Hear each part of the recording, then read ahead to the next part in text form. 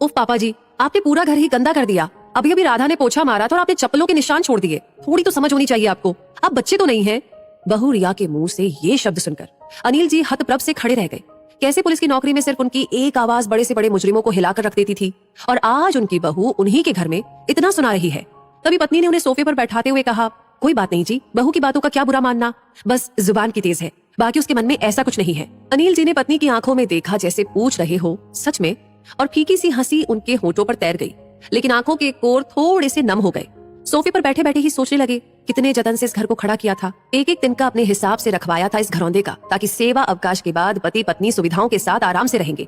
लेकिन आज सारी दुनिया उनके कमरे तक सिमट गई है। कमरे से बाहर निकलो तो कितना कुछ सुनना पड़ता था। उन्होंने हॉल के अंदर फायर पिट बनवाया था कि ठंड के दिनों में वहां पर आग के सामने भूनी मूंगफलियां खाएंगे, लेकिन मजाल, बहू कभी सर्दी में आग जला देते। कहती थी कि पूरे घर में राख के कण फैलते हैं, फिर वो चिमनी वैसी ही रंगी पुती दिखती थी, एकदम उजली, क्योंकि बहू को वैसी ही पसंद थी। ये सब सोच रहे थे तभी पत्नी हाथ में कॉफी का मग लिए वहां पर उनके पास आ बैठी। पति को बहुत अच्छे से जानती थी कि वो अभी गुस्से में थे और उनके हाथ की कॉफी पीकर उनका गुस्सा शांत हो जाता था। पत्नी भी क्या करती, पति और बेटे सोमेश के मुंह में फंसी एक भारतीय नारी जो ठहरी। दोनों तरफ बैलेंस बनाते बनाते ही उनका जीवन कट रहा था।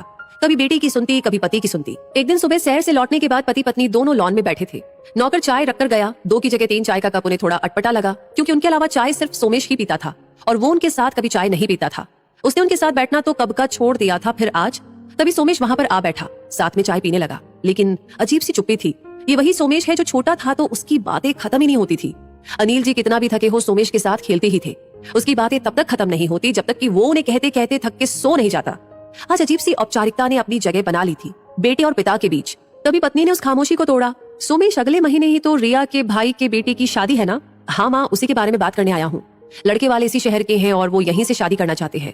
सूर्या का परिवार शादी के लिए ये घर चाहता है।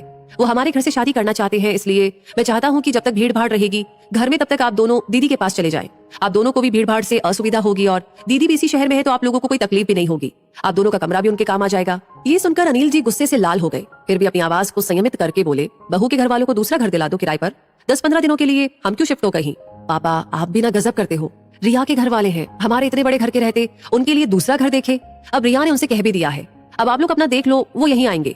ये कहकर सोमेश एकदम से अंदर चला गया। अंदर से बहू रिया की आवाज भी आने लगी।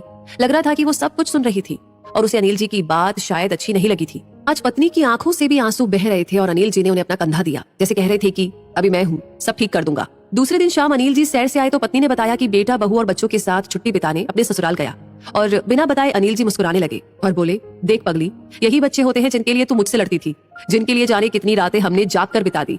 आज वो हमारे घर से हमें जाने को कह रहे हैं। कोई बात नहीं, मैं भी इनका बाप हूँ। ये कहकर वो अंदर चले गए। 1 हफ्ते के बाद सोमेश परिवार के साथ लौटा तो दरवाजे पर ताला लगा था। चौकीदार बैठा उन्हें देखते ही उनके पास पहुंचा, एक चाबी सोमेश के हाथों में दी और एक चिट्ठी भी। चिट्ठी खोलकर पढ़ने लगा। वो खत अनिल जी का था, सोमेश के नाम। सोमेश, मैं और तुम्हारी माँ रामेश्वरम जा रहे हैं, 1 महीने के बाद लौटेंगे। ये जो चाबी है तुम्हारे हाथ में, वो घर की चाबी नहीं है, वो एक दूसरे फ्लैट की चाबी है जिसमें तुम सभी का सामान रखवा दिया है। वो फ्लैट मैंने बहुत पहले खरीदा था, तुम्हें नहीं बताया था। पौष इलाके में है, तुम लोगों के लिए अच्छा है। अगर अच्छा ना लगे तो अपने हिसाब से घर ले लेना। ये घर मेरा और तुम्हारी माँ का है और हमारा ही रहेगा। इसमें से हमें कोई नहीं निकाल सकता। अभी तक सब कुछ बर्दाश्त करता रहा था क्योंकि तुम्हारी माँ खुश रहे, लेकिन अब तुम्हारी बातों से उसकी आंखों में आंसू आए, ये मैं बर्दाश्त नहीं कर सकता।